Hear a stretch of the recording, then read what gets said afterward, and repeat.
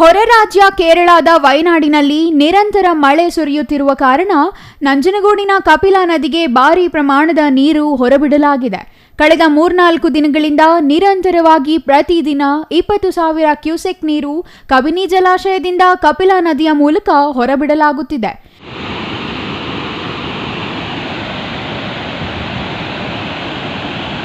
ನಂಜನಗೂಡಿನ ನಂಜುಂಡೇಶ್ವರನ ದೇವಾಲಯದ 16 ಕಾಲು ಮಂಟಪ ಸೇರಿದಂತೆ ದೇವಾಲಯದ ಸ್ನಾನಘಟ್ಟ ಸಂಪೂರ್ಣವಾಗಿ ಮುಳುಗಡೆಯಾಗಿದೆ.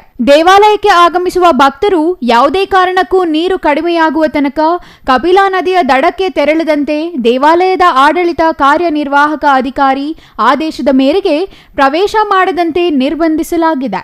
ಈಗಾಗಲೇ ಕಪಿಲಾ ನದಿಯ ಅಂಚಿನಲ್ಲಿರುವ ನಂಜನಗೂಡು ಪಟ್ಟಣದ ಒಕ್ಕಲಗೇರಿ ತೋಪಿನ ಬೀದಿ ಸೇರಿದಂತೆ ಇನ್ನೂ ಅನೇಕ ಬಡಾವಣೆಗಳಿಗೆ ತಾಲೂಕು ಆಡಳಿತದಿಂದ ಜನ ಜಾನುವಾರು ರಕ್ಷಣೆಗಾಗಿ ಬೇರೆಡೆಗೆ ಸ್ಥಳಾಂತರವಾಗಲು ಜಾಗೃತಿ ಮೂಡಿಸಲಾಗಿದೆ.